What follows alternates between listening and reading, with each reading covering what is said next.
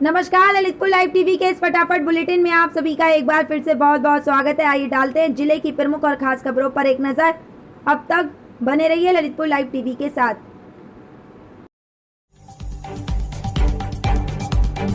ललितपुर थाना शहर कोतवाली क्षेत्र के नदीपुरा इलाके में सड़क किनारे आंधे मुंह पड़े एक अज्ञात युवक का शव पड़ा मिलने से इलाके में फैली सनसनी। मृतक अज्ञात युवक बैगनी कलर की टी शर्ट एवं काला पैंट पहने हुए पड़ा मिला।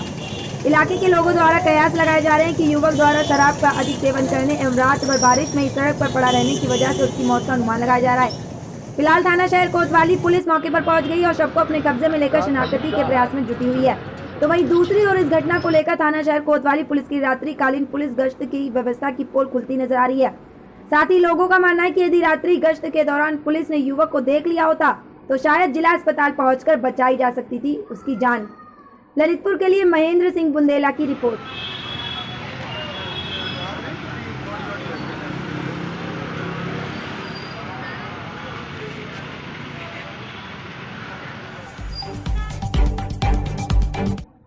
ललितपुर जिले के थाना मदनपुर क्षेत्र के जैन मंदिर में चोरी, मंदिर से दान पेटी लेवड़े चोर मामला। ललितपुर जिले के तहसील मंडावा थाना मदनपुरा क्षेत्र अंतर्गत बुधवार की देर रात अज्ञात चोरों द्वारा मदनपुर कस्बा स्थित जैन मंदिर से दान पेटी लेवड़े।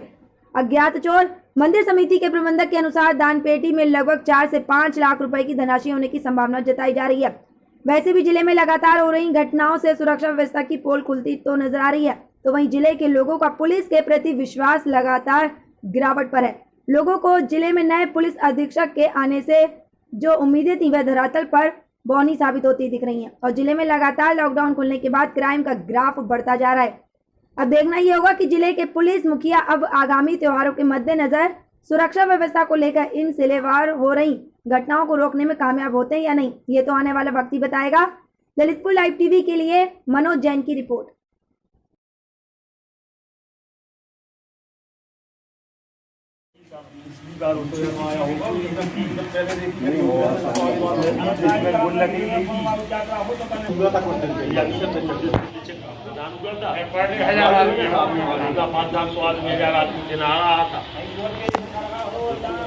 मंदिर यहाँ है, उधर लगाए जा रहे हैं लोग, उधर एक भी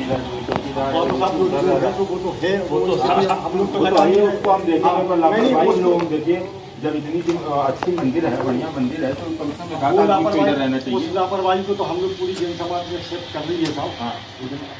हम अपने करेंगे, अपनी कार्रवाई हम करेंगे। लापरवाही के साथ खुलासा हो जाए तो थोड़ा सा आप लोगों को पिछली साल मतलब जो 2 साल पहले हुई वो फिर दोबारा हुई और हम चाहते कि ये फिर के घटना नहीं होना चाहिए। और पुलिस से सब 500 फीट से ज़्यादा दूरी नहीं है और पुलिस वाले यहाँ भी 112 नंबर वाले बाहर खड़े रहते हैं रात में कई मरतबा, और हम लोग हर समय देखते हैं, हर समय सूचना देते हैं। और अभी हमारे यहाँ विधान हुआ था तो इसमें अधिक गुल्लक में पैसा अधिक जाने की वजह से बहुत तकलीफ है हम लोगों को। यहाँ हर समय हम यहाँ के महामंत्री हैं कई साल से, और क्षेत्र में इस प्रकार की दुर्घटना फिर के होगी तो हम लोग आम अनशन पर बैठेंगे, ऊपर जाएंगे और भी आगे कार्रवाई करेंगे। इसका खुलासा नहीं होगा। यहाँ मैं 5 वर्ष से अनवरत अभी प्रबंधक की पद पे तैनात हूँ। समाज ने मुझे बनाया था पूर्व में और भली भांति मैं यहाँ भगवान की सेवा करता रहता हूँ। पूर्व में आज सुबह मेरे चौकीदार ने मुझे फ़ोन पर बताया 7:30 बजे कि मंदिर का गुप्तदान चोरी हो गया जो तिजोरी के रूप में था और लगभग 2 फीट ऊंचा था, जिसमें लगभग मेरी 4 से 5 लाख रुपए लोगों की दान की उसमें फुटका जले होंगे। माने इस तरह से राशि भी उसमें लगभग 4-5 लाख रुपए होगी हमारी। पूर्व में भी एक घटना 2 वर्ष पूर्व हुई थी पंचमढ़ी श्री शांतिनाथ जिनालय से। मूल मंदिर है वो भी इस क्षेत्र का और जो पुरातत्व के अधीन है वो, और वहाँ हमारा गोलक 2 वर्ष पूर्व में चोरी गया था। पुलिस थाने में रिपोर्ट भी दर्ज कराई थी प्राथमिकी, और इसके बाद प्रयास भी काफ़ी किया लेकिन उसका आज तक कोई पर्दाफाश नहीं हुआ। हम चाहते हैं कि इसका पर्दाफाश भी शीघ्र हो। ये पुनरावृत्ति है, माने द्वारा ऐसी घटना घटी है मेरी। ललितपुर जिले के कस्बा बांसी में अवैध खनन करते तालबेट तहसीलदार ने ट्रैक्टर पकड़ा और किया बांसी पुलिस चौकी के हवाले। ट्रैक्टर छुड़वाने के लिए नेता नगरी वाले लोगों के फोन पुलिस चौकी में घनघनाए। ललितपुर लाइव टीवी के लिए कस्बा बांसी से अनुराग कुशवाहा की रिपोर्ट। ललितपुर जिले के कस्बा बांसी में रात होते ही जाग जाते हैं यहाँ के दबंग खनन माफिया और हो जाता है अवैध खनन का खेल शुरू। दरअसल यहाँ पर लंबे समय से खनन विभाग और खनन माफियाओं की सांठगांठ से नदियों और पोखरों से बालू, मोरम और अवैध बोल्डर का अवैध कारोबार रात के अंधेरे में भंडारण किया जाता है और दिन के उजाले में इसे बाजार के ऊंचे दामों से थोड़े बहुत कम कर ग्राहकों को बेच दिया जाता है। ललितपुर लाइव टीवी के लिए कस्बा बांसी से अनुराग कुशवाहा की रिपोर्ट। ये मामला ललितपुर थाना शहर कोतवाली क्षेत्र के नजाई बाजार स्थित सिटी पेट्रोल पंप के पास एक बड़ा हादसा होते होते बच गया।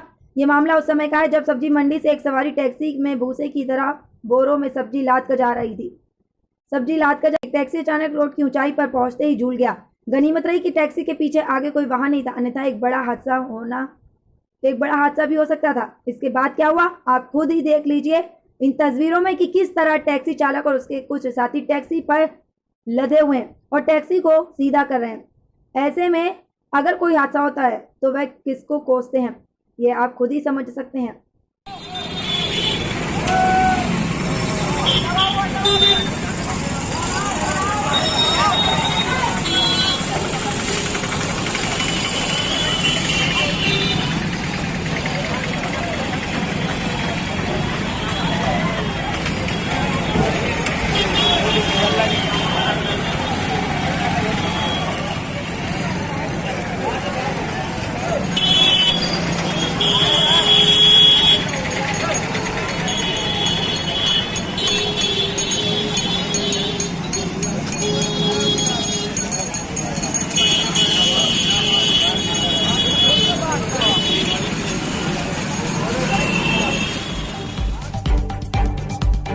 ललितपुर शहर के नदीपुरा स्थित श्री राम राजा मंदिर में श्री महादेव प्रसाद दुबे द्वारा विधि विधान की पूजन के साथ कराया गया ध्वजारोहण। इस दौरान सभी भक्तगण मौके पर रहे मौजूद। ललितपुर लाइव टीवी के लिए महेंद्र सिंह बुंदेला की रिपोर्ट।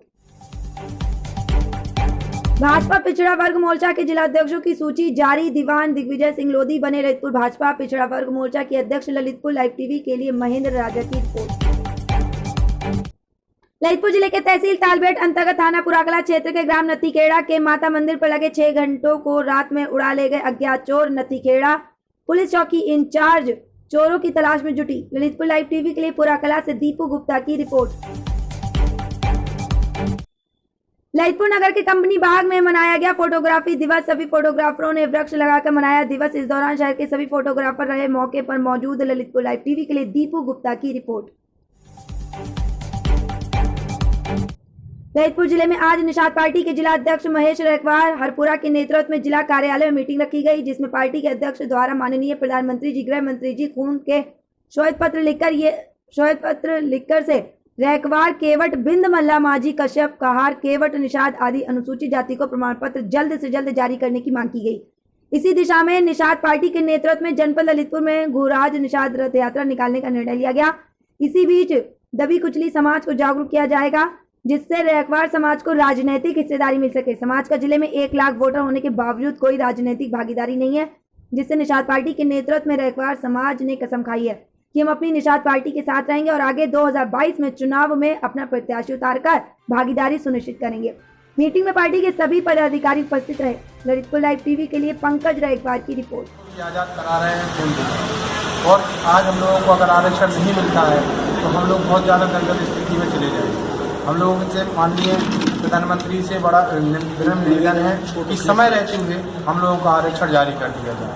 ललितपुर शहर के राजघाट रोड स्थित मोहल्ला पिसनारी बाग में बहुजन समाज पार्टी कार्यालय पर बहुजन पार्टी बूथ कमेटी का हुआ गठन। इस दौरान बहुजन समाज पार्टी के पदाधिकारियों ने पुस्तकें भेंट कर 2022 के चुनाव को लेकर ग्रामीणों को किया जागरूक। ललितपुर लाइव टीवी के लिए पंकज रैकवार की रिपोर्ट। ललितपुर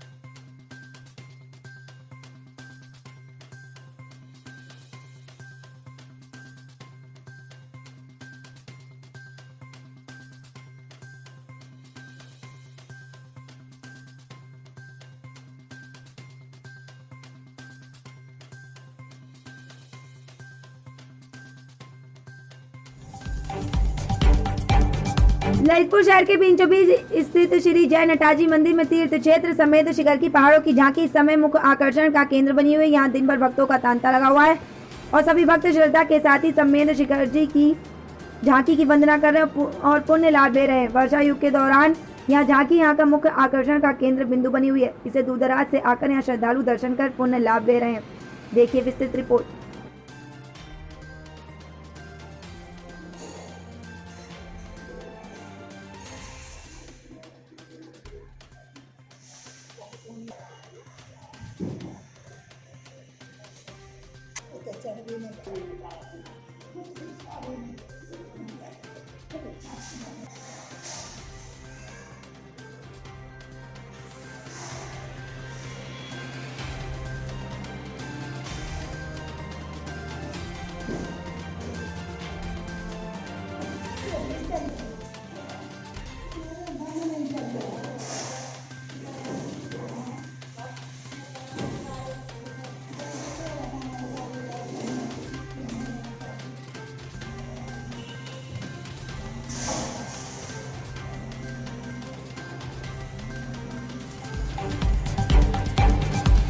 ललितपुर जिले के महिला थाने में तैनात पीआरडी महिला कांस्टेबल की गुटबाजी के चलते ड्यूटी से हटाए जाने के बाद मदद की गुहार लगाने जिलाधिकारी कार्यालय पहुंची, जहां उसने मामले की निष्पक्ष जांच को लेकर फरियाद लगाते समय अचानक चक्कर खाकर हुई बेहोश। आनन फानन में ललितपुर जिला चिकित्सालय में भर्ती कराया गया।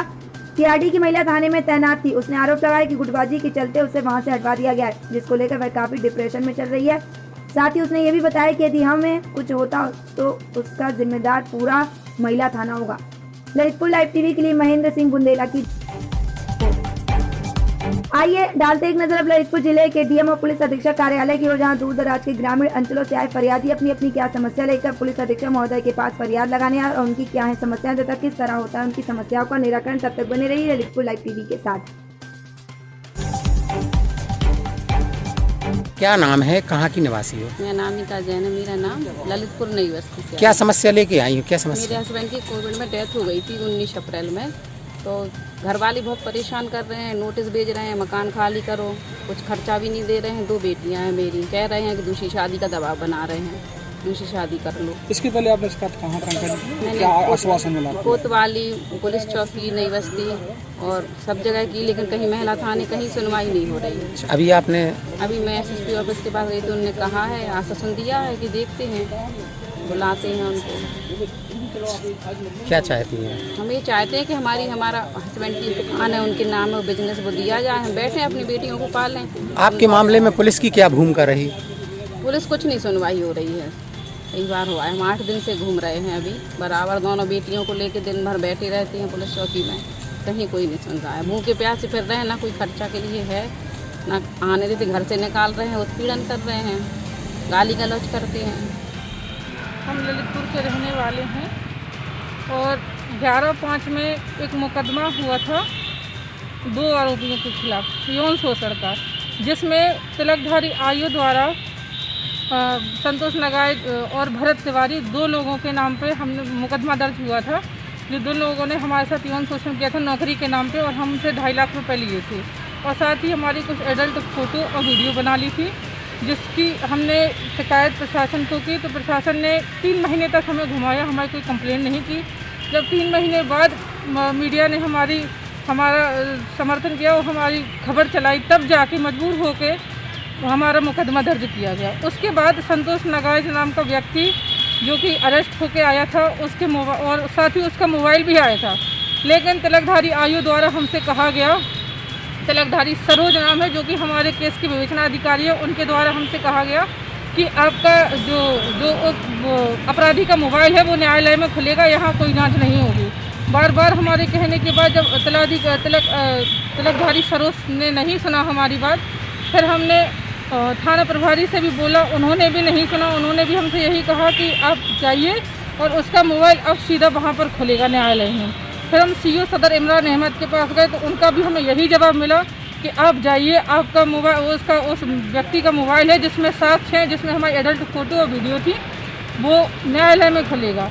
लेकिन जब न्यायालय में जाके पता चलता है तो विवेचना अधिकारी द्वारा उसका मोबाइल गायब करवा दिया गया है, उसके मोबाइल से कोई भी साक्ष्य नहीं लिया गया है, साक्ष्य मिटाए गए हैं। और एक दूसरे अपराधी जो कि जिसका नाम भरत तिवारी है उसको क्लीन चिट दे दी गई है। हम बार बार यही कह रहे हैं कि उसकी जांच कराई जाए। हमारे पढ़े लिखे होने के बावजूद भी हमें तिलकधारी सरोज ने अपनी विवेचना में अनपढ़ करार दे दिया गया है कि हम एक अनपढ़ महिला हैं, हम नौकरी करने के हकदार नहीं हैं। जब इसी सारी चीज़ की हम एसएसपी सर को भी हमने कई बार कहा कि सर जांच कीजिए, कि आप इसकी जांच करवाइए सर।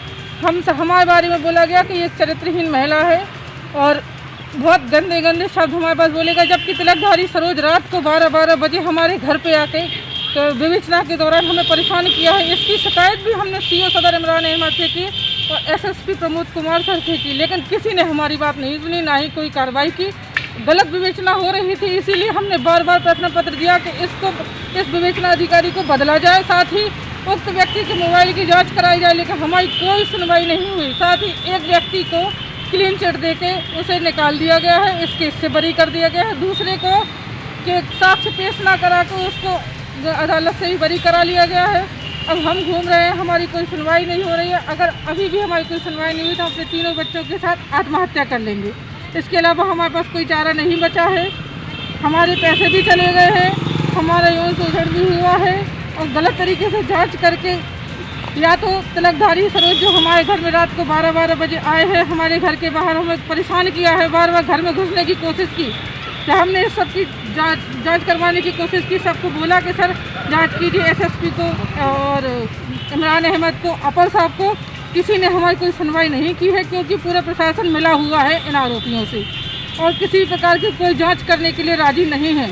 आज आप कहाँ आई हैं? आज हम फिर से एसपी ऑफिस आए हैं, क्योंकि हमें जानकारी हुई है कि कोई नए एसपी सर आए हैं, तो हम एक बार उनसे मिलकर अपनी बात रखना चाह रहे हैं। हमारी मांग ये है कि जो तिलकधारी सरोज विवेचना अधिकारी जो हमारे केस का था, उसके द्वारा जो साक्ष्य मिटाए गए हैं उस पर सख्त कार्रवाई की जाए। वो जो उक्त व्यक्ति संतोष नगाइज नाम का व्यक्ति है, उसके मोबाइल को जो गायब किया गया है तिलकधारी आईए द्वारा, वो मोबाइल बरामद करके उस मोबाइल से सारा ही डाटा बैकअप कराया जाए उसका, जिससे कि ये साबित हो सके कि हम झूठ नहीं बोल रहे हैं। उसके मोबाइल में हमारी एडल्ट फ़ोटो और बहुत सारी ऐसी चीज़ें हैं, वीडियो वगैरह हैं, जिससे ये साबित हो सकता है कि उन लोगों ने हमारे संग गलत किया है।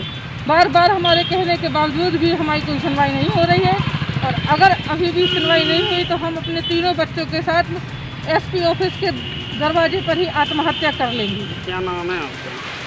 कृष्णा। कहाँ से आई हैं? गनगौरा। तो क्या समस्या लेकर आई हैं? प्रधान जी ने हमारी देवी जी की मूर्ति ले गए, धर्मशाला तोड़ दो, गौशाला तोड़ दो, 2 कमरे बने थे देवी तोड़ दे, गैस टंकी ले गए, नाज रखे तो 1 क्विंटल वो भी ले गए, दाल चावल। रात में लगभग 11 बजे रात में आए, मारपीट नहीं करी, गाली गलौज करी।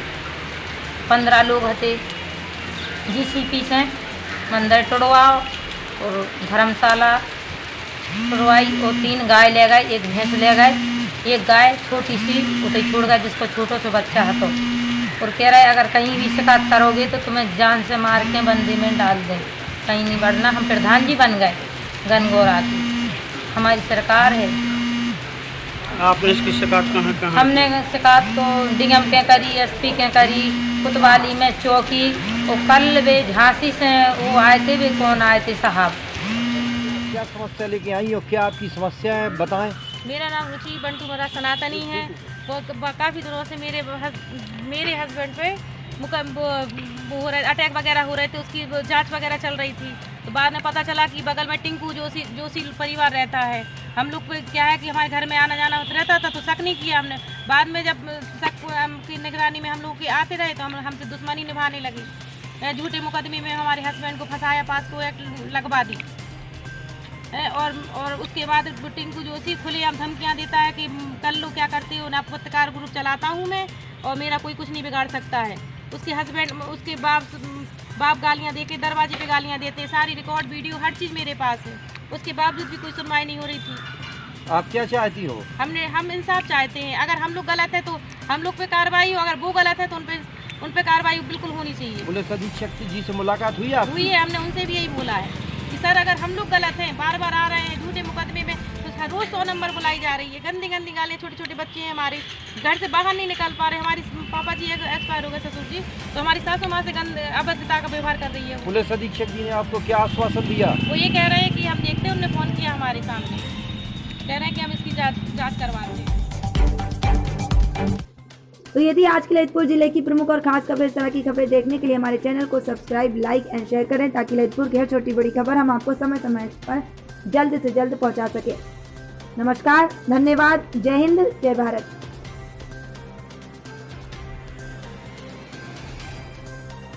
Subscribe now and press the bell icon. Never miss an update.